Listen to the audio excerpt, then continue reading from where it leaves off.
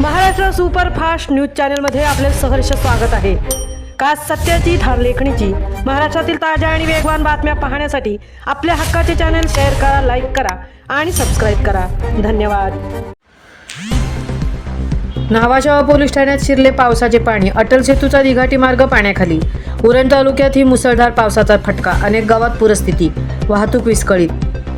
उरण तालुक्यात शनिवारी व रविवारी झालेल्या मुसळधार पावसामुळे जनजीवन विस्कळीत झाले असून शहरांसह अनेक गावांमध्ये पूरस्थिती निर्माण झाली आहे। सकल भाग जलमय झाल्याने नागरिकांना मोठ्या अडचणींचा सामना करावा लागत असून अनेक ठिकाणी वाहतूकही ठप्प झाली आहे। JNPA बंदर परिसरातील कायदा व सुव्यवस्थेची जबाबदारी सांभाळणाऱ्या न्हावाशाव पोलीस ठाण्यात पावसाचे पाणी शिरल्याने कार्यालयीन कामकाजावर परिणाम झाला। सततच्या पावसामुळे साचलेले पाणी थेट पोलीस ठाण्याच्या इमारतीत घुसल्याने परिसराला अक्षरशः तलावाचे स्वरूप प्राप्त झाले। परिस्थिती नियंत्रणात आणण्यासाठी पोलीस कर्मचाऱ्यांना कार्यालयीन कामकाजासोबतच पाणी बाहेर काढण्याचे काम करावे लागले।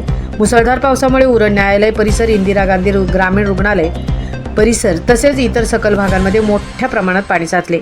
वेशवी, भेंडकळ आणि म्हातवली गावातील अनेक घरांमध्ये पुराचे पाणी शिरल्याने नागरिकांची तारांबळ उडाली। घरातील जीवनावश्यक वस्तूंचे मोठे नुकसान झाल्याचे प्राथमिक माहितीवरून समोर आले आहे।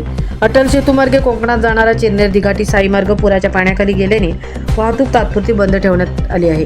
शहरातील रस्ते आणि नाले तुडुंब भरून वाहत असल्याने अनेक ठिकाणी याचा वाहतुकीवर परिणाम झाला असून नागरिकांना पर्यायी मार्गाचा अवलंब करावा लागत आहे।